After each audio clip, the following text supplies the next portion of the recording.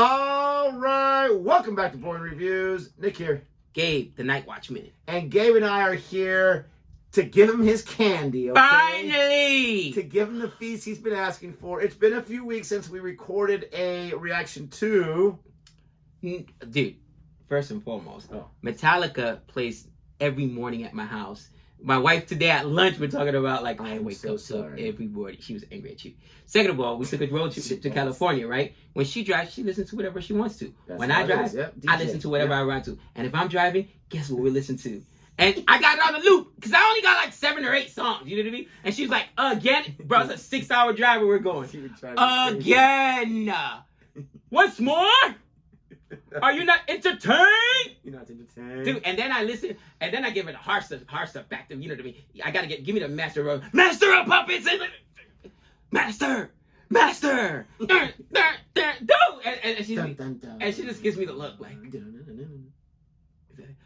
Woo! A little bit of one. I need more! Stop talking, just give me this. So he needs more. So we're looking at the Black Album once again. Such a great album, so many great songs.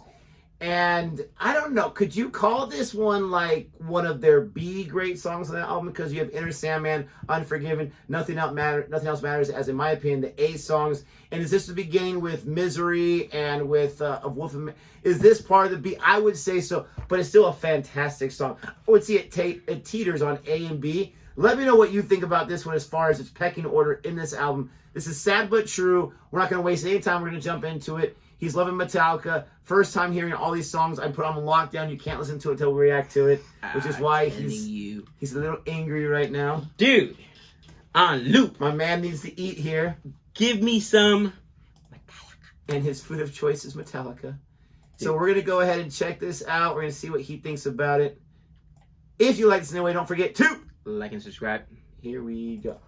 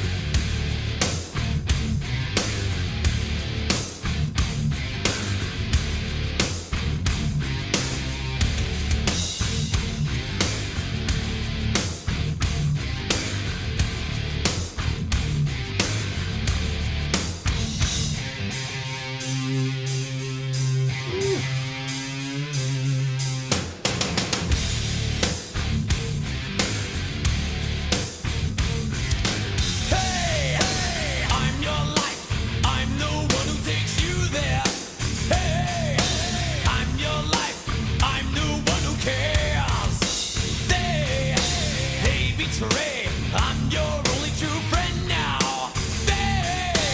They'll betray. I'm forever there. I'm your dream, make you real. I'm your eyes when you must steal. I'm your pain when you can't feel. Sad but true. I'm your dream, mind astray. I'm your eyes while you're away. I'm your pain while you repay. You know it's sad but true. Sad but true.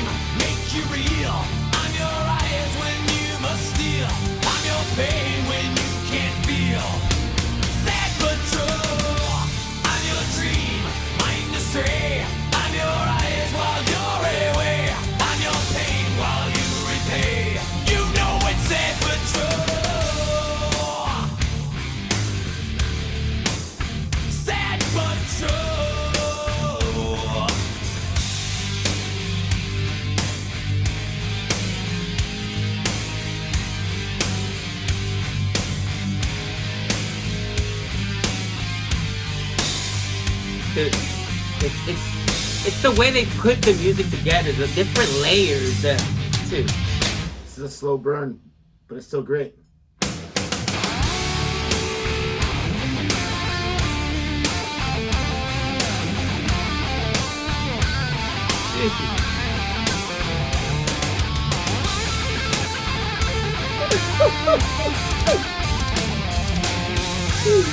Oh, it's not done yet. How dare you! B, you shut your mouth! Out of it! Out of it!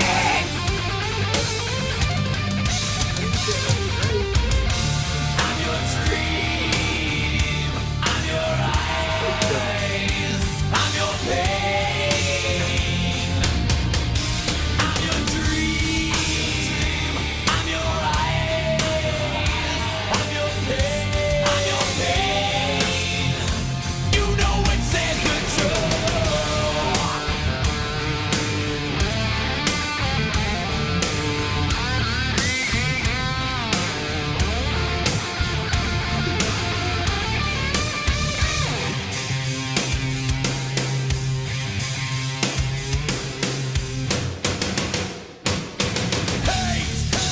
I'm your hate. I'm your hate when you want love. Hey, pay the price. Pay for nothing's fair. Hey, I'm your life. I'm the one who took you there. Hey, I'm your life, and I no longer care. I'm your dream, make you real. I'm your eyes when you must steal. I'm your pain when you can't feel. Sad but true. I'm your truth, telling lies. I'm your reason, alibis. I'm inside, open your eyes. I'm your sad but true.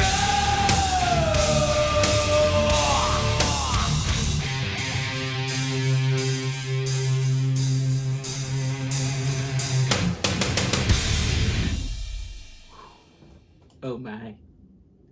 You shut your mouth, B-side. I was offensive. How huh? dare you? You know what's crazy? Disrespect. I finally figured out too, like, because we have talked about before that the way they layer their music, it's so many, you know, sometimes it's like 2-3 songs put together, right? It's, now I'm going to sound super, super ignorant right now. Do rock stars and like heavy metal bands use producers? Yeah. Okay, so in rap, there's 2 guys you go to, bottom line. And really, they work together. Jimmy Iovine and Dr. Dre. 70% of all the hits, even West Coast, it doesn't matter. Isn't that crazy? It's behind those guys know how to put a song together. It's 50 Cent, Eminem, Dr. Dre, Snoop Dogg, Jay-Z. Like, bro, the guys go to them. I need a hit, that's who you go to, right? And there's another guy, I forget who it is in R&B. Like, he actually is a dude and writes chick songs. He wrote songs for Beyonce. He's wrote songs for, like, who's the ghost? Oh, yeah. And they write for all of them, for Neo, for all those guys. And I don't know who the producer is, but it's like they know how to put together a good song. Like, sometimes the lyrics might be great, but it doesn't go with the song. Or sometimes, like you said, they know how to make you wait for it, but it builds. Like, whoever their producer is amazing because they just know how to put together a hit. And listen, you can have good music, you can have a great artist, some of the best rappers, but you don't got a good producer, they don't put it together well, it just doesn't sound good. Yeah, so I knew the guy's last name was Rock, oddly enough. Okay? That, you can't make that up. That's got to be a pseudonym. Exactly. There's no way. It probably is. You're probably It's got to right. be a pseudonym. There's no But way. his name is Bob Rock, was the producer. And I'm trying to see, I think it was a different producer for the Reload album, which was a few albums later. Yeah.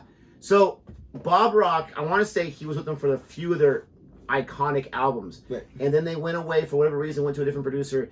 And then when there's an album called, I think it's just Saint Anger. It's one of the songs on there too, but I think the album's called Saint Anger, where they had kind of lost themselves. Right. And they even record like these, almost like these therapy sessions and these producer sessions that were rough. Like they couldn't find their way. Like, it was really kind of sad. Interesting. And so they brought Bob Rock back, and the fans were like, yes, bring him back, because he's the reason why. It's one of my least favorite albums. It just didn't work out. There's some songs I still rock out to, but it's just sometimes that happens. Crazy. And who is is it Rick Rubin who is the guy who I think he produced with them as well. He's got a big old, I think it's Rick Rubin, I can't remember, but that he is basically what you're talking about, the equivalent of the rock producer that everyone goes to. Right. He produced the Red Hot Chili Peppers and so many others, and I think he's gone outside the genre of rock. Why is this? I'm sorry, guys. This is driving me crazy trying to figure it out. But that guy right there, Bob Rock, was their producer at the time, to answer your question. That is so interesting. And yeah, dude, it's crazy because in rap, Rick Rubin, and rock, and in rap, I should say, and in R&B, there's just people you go to, and they put together hits, right? That's the producer you go to, and so to the point where some of them, they won't work with just anybody, and some of them won't even take the money. Like, I don't care, you know what I mean? Like, that's not what and that's when you get to that level. When you're Jimmy Iovine, when you're Dr. Dre, like, I choose selectively what artists I want to work for, because if I can't make your sound work, I can't make it work, because they can hear it in their head. Yeah. Like, listen to the music before it's even there. They know how to put together the songs. And they say Jay-Z's amazing. He'll get in there, nothing written down on a pad, nothing wrote, like Jay-Z will walk in and he has to hear. Jay-Z was a really famous ghostwriter. A lot of people don't realize that. He actually wrote lyrics for Dr. Dre's It's Dre Day, AK, when Dre Day came back. And he's able to listen to the song, okay, and listen to the beat, and okay, now I'm going to lay down. Kanye West, which, Kanye West is one of the best producers. He was one of the, some people say he should have just stuck to producing, but then when he got in the rap game, got way too famous, and then, Balenciaga and this and that, and oh my gosh, all the Kanye drama. But he was just able to hear the music in his head. And it was so funny because he told Jay-Z, like, when he was still up-and-coming producer, like, yeah, that's not the kind of Jay-Z I want. I don't want the introspective Jay-Z. I just want the more the dumbed-down version. That goes and Jay-Z was like, okay, like, when you trust a guy that much because you can hear the music and he knows this is what I need for this song. I need you to come hard, or I need you to come soft. I need you to, give me some edgy, you know what I mean? Edge to it. They can do that. And that's what it is. Every Metallica song I've learned, and I get it, this is now 7 or 8. I think it's 8 now for me. Thank gosh. But they're put together well. I could not get through it, and I know that here goes. For the 13,000th time, I love Smells Like Teen Spirit. I know 3 songs on that album. 4. There was Rate Me, Smells Like Teen Spirit. There was the one that was in the Batman. I had heard it before and I didn't like it, and then it just grew on me. Something under the way. So I'm like, you know what I mean? Like the rest of it. Oh yeah, Come On You Are. I forgot Come As You Are is on there, but like the other ones are like, I can take it a lot. Like, you know what I mean? Like every single Metallica song, like, man, these guys are just amazing, and they're able to put together a great sound. And I think it's just, again, unbelievable producer and really, really good. I would say not niche almost, but very few artists are willing to be, because dude, they change up their mid-song. They'll just change up the tone, they'll change up the tempo, they'll change up the mood. What they tell you not to do in music school, right? Or whatever. I don't think they have one of those little tick, you know how you're supposed to stick with it? I don't know if you, did you ever take that? Yeah, my mom was a music teacher. Oh, was she piano cool? player, a piano teacher, so she had that. And you're supposed to stay on. Yeah. I don't know if they know that thing is. Like, well, and the crazy thing about Metallica is they have so many songs, and you can tell which one's Metallica, not just by his voice, but by their music, but they're all different as well. Right. There are some songs where I'm like, oh, that's really similar to this one, but for the most part, they're all different. And a producer in rock I'm assuming is different than a producer in hip hop, because remember, in rock, they're writing their own stuff. They're not reliant on someone to give them a sick beat or this or that. Right. And I'm not saying hip hop artists don't have their own beats, but right. That's why these producers now make so much money, because if you can, all it takes is a beat sometimes in hip hop, because that's what people remember, and then you build a song around it. Right. With rock, it's kind of like what you're saying, like you're okay, this is all this stuff that's kind of raw. Now let's mold it and let's craft it together. Let's do this. No, let's go a few more bars here. Let's go in the solo right here. I don't know. I'm not in the studio room. That's kind of what I have learned listening to Dude, rock. There's a funny outro in the album for Kanye West. And when Kanye West first got his very first album, High School Dropout, or College Dropout, sorry, right? At the end, Dame Dash, who was a producer at the time or whatever, with Rockefeller, he was one of the co-owners with Jay-Z or whatever, when they signed him, right? They were like, oh, this kid is sick. He's like, yeah, but he's a rapper, producer or whatever. He's like, he won't give up the beats unless you sign him as an artist. So Dame was like, you know what? take a brick, man. We'll take him. He said, we'll give him his own album. If he gives us a brick, we'll just throw Cam on every. Cameron was a hot rapper at the time. We'll throw Cam on every track because his beats are so sick, it doesn't matter. And that's what he was saying. Like, he's like, he's a producer. If you got to sign him, you got to sign him as a producer and as a rap artist. And they're like, and at the time he wasn't really a hot rapper, but they wanted his beats so bad. They're like, all right, well, we'll give him his own album, and if it flop, we'll just throw Cam on every track. On every track, could you imagine? Yeah. And then 8 Grammy nominations later for that album, or whatever it was, 10 Grammy. It was insane. Maybe he won 8 Grammys. Jesus Walks is still one of my favorite songs. I love that song. Jesus Walks is still one of my favorite songs. That's a great, and I love that line in there. I'm not sure if he believes it, but I love that line. Like, why can't I rap about Jesus? We can rap about all these things, but not. I love that so much. It was a cool song. It just pumps you up. They had that in that movie Jarhead. I wanted to watch the movie just because that trailer sold me out. Oh yeah, dude, that is one of his. That's a classic. That's Jesus. Yeah, I've actually listened to that entire album, and he has a lot of like the skits or whatnot here and there. And it's like, what is going on here? So you know what I'm talking about, the skit at the end? I don't remember the outro, to tell you the truth. And it was actually a song after it that he had never released, and he was like just talking over it. It was like almost a outro to the whole album, and him just talking, and then how people, he's like, dude, people wouldn't sign me. He's like, I played Jesus Walk for them, and people wouldn't sign me. They just wanted me as a producer, but I just believed in myself. I'm an artist. And that's when Dame said, well, I mean, we believed him as a producer, but we had to sign him as an artist. Dame Dash is honest as can be. It was hilarious. It worked out. Oh, yeah, for sure. Thank you so much for watching our reaction and listening to us here. If you like what we had to show you and our reaction to it, his reaction to it, please don't forget to like and subscribe. And until next time, we know all things.